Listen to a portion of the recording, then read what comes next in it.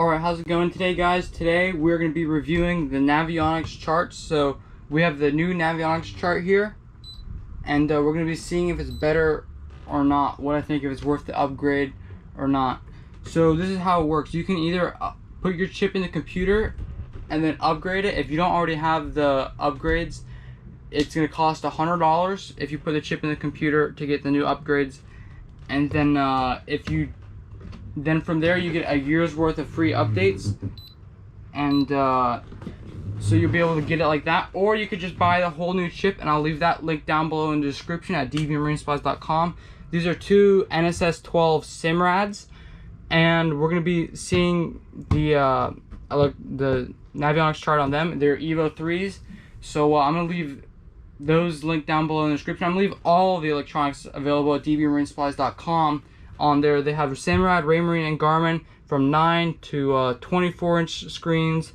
So make sure to go get it from them, because they also have really huge savings on their electronics.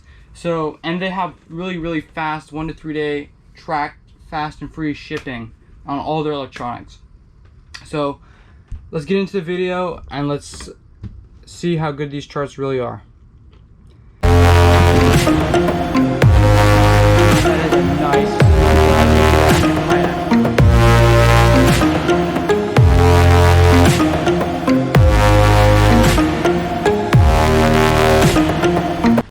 So we're going to start out by looking from a big view from up here. So we're just going to zoom in on where we are. So zooming in. By the way, I just want to let you guys know that some of these numbers are just numbers I just plugged in from before, and doesn't mean I actually caught fish on them or have gone to them. And most of them are just going to be reefs, so they're not my numbers I normally go to just for this video. So we're going to start from where the boat is at now, at the dock. So we can see it's all red. That means it's shallow over here, and here in the intercoastal you can see certain places where it'll show that the bottom is bumpy and stuff like that. So let's see if I get a good picture. So like here you can see there's like some little sandbar or something over here. And then as we go farther down by Pinellas Bayway Bridge, you can see there's some other bumpy bottoms. And then we're going to go over towards Pasa Grill over here and look at the bottom here. So we're at 0.1 miles and zoomed in. And so basically you start to see this, you get to see this coloring. So when you're this far out by 2 miles down here, you can start to see like little depth contours. You start zooming in, you see a little bit better. So back to where we were, Pasa Grill. Zoom in, and then you can really get a really clear picture on what's on the bottom. So if we zoom in here, we'll see the edges, and you can see all this unique bottom structure. So that's really good. See all these little rock piles and stuff. So you can see all the way out, all the dredging and all that. So looks really good so far for near shore. See this, where the sand must have moved in the past. And then let's go to St. Pete Beach Reef. It's right here. And I know this, like where you see the bottom like this, it's only for the first mile or two away from shore. This reef actually has some tanks, I want to say a barge, and I want to say just some concrete rubble around it. So when we're zooming in here, we can really see that it is pretty detailed. I don't know, I can't really tell from when I've been looking at it before what is what. We'll give it a second here to catch up. I can't really tell what is what, and but I can really see the structure. So I'm sure if I were to just go like this and mark a spot, I could go to it and I would have that structure right under my boat. So this is only for a few of the reefs. It's not all the reefs that are like this, but you can really see all the structure on this reef. Most of the structure is right up here. See how clear it'll get. But most of the structure is right around here, and all of this area is, like, I'm gonna guess this is a barge right here just because it's long, and then there's some tanks all scattered around here, and also this is St. Pete Beach Reef, and you can really see the bottom structure here. So we're gonna zoom out a little bit and see if we see anything else. We're at 500 feet. That's a pretty clear picture. I'm just zooming out to about 0.1 miles. Zoom out a little bit more. And then you can see also like certain places it looks flat. This is flat right here, but there's some bumpy bottom over here too that I know for a fact. But when we get next to the beach, you can really see where it is. You can see all this bottom structure here and out here.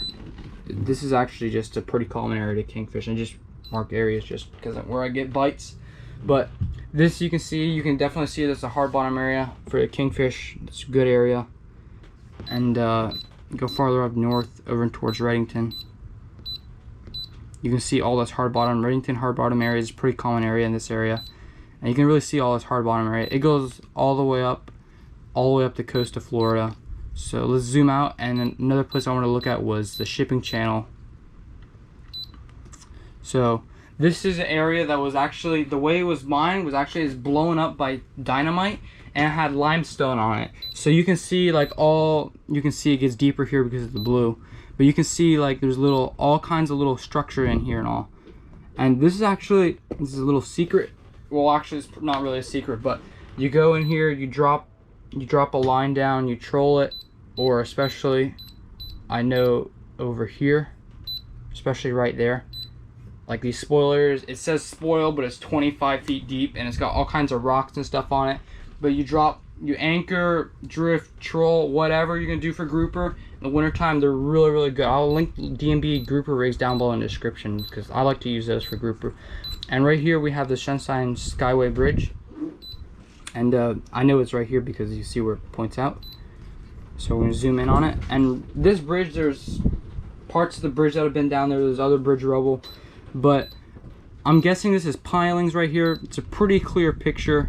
It looks like just pilings because it's all vertical structures. So I'll zoom in a little bit more. So you can really see the level of details in these charts. And they're really, you can tell this is definitely a structure or something under here. So that's probably about 22 feet right there. And then you can see the actual bridge rubble they have from the bridge. I had marked this earlier. This is bridge rubble, and I confirmed it. But this is the rubble from the bridge. You can see here, this is actually part of the bridge. There's some more of it right up here. And there's all kinds of rubble around this bridge. This, I'm guessing, is where they have like little domes or like little circles next to the bridge. You can see the dredging marks in the shipping channel where they're blown up with dynamite. They have the little patterns all over it. And then you can see there's some more structure right here. There's lots of structure on this bridge, by the way, around here. It's a really good wintertime grouper spot I like to go to. But you can see in the channel, there's more structure. There's more structure. So they're near shore, the charts are very detailed is what I've been noticing. But when we go offshore, let's look offshore. I have the SiriusXM weather on here right now. Normally I have the fish mapping engaged, but just because I don't want everybody getting thrown off by the temperature breaks and all that. But so we're gonna go look offshore. So let's see, I didn't put any numbers offshore yet in here. So let's just zoom in on a random area. Let's look at middle grounds. So the middle grounds were 5 miles up. So I'm gonna zoom in. So 1 mile we can start to see all these contours. I know in the middle ground there's lots of bottom structure. You'll notice it when you get there. I personally have never gone to the middle grounds, but I will soon. And you can see this is definitely a no fishing area because you can see the no bottom fishing. But I don't know if that's just for commercial or not, but there's also says no anchoring. But I know there's lots of structure in here. And let's zoom in on this. There's probably going to be some structure when we zoom in. We're not going to see the actual structure though. But when you zoom in close enough, sometimes you can see like little structure areas. And let's see. I don't really see anything here. But I know if you do have the app as well, if you have the Navionics app, I'll show you on mine. If you have the Navionics app, you can zoom in on a place. This is a rec I had marked for you guys just to look at. So let's see. Actually, nope, that was the wrong one. So So I'm going to zoom in on this wreck. I know when you zoom in close enough, you will see areas like this is a bunch of reefs over around here. There are a bunch of just sunken boats, and this is a big ledge area right here. So you can tell, like, where you see lots of contours, normally ledges and hard bottom. So that's a plus. Like when you see those contour lines, that's really important. And then now let's look out for those of you guys that are swordfish guys. Let's see how it would look out in the swordfish area on the west side of the coast of Florida. Zoom out some more. So this is the area most of you guys are probably going out to if you're catching swordfish, about 200 miles away from where I am. And there's all these ridges and valleys, or everything is really here. So you can see this is a swordfish area. The contours has pretty good mapping. I have the Sirius XM weather on here, that's why you see all these things. And it tells you the depth in these areas. It shows you all these contours. So it's very detailed. See 600, 660, 720, 70, 80, 8400. And you can see it's consistently just getting deeper there. Dispo Canyon. So there's really detailed.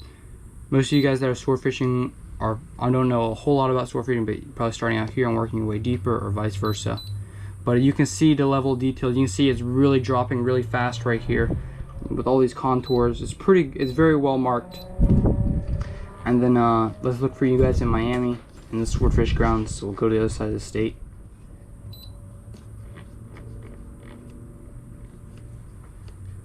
So this is Bimini. And actually, let's just look at Bimini because it looks like it's gonna be easier.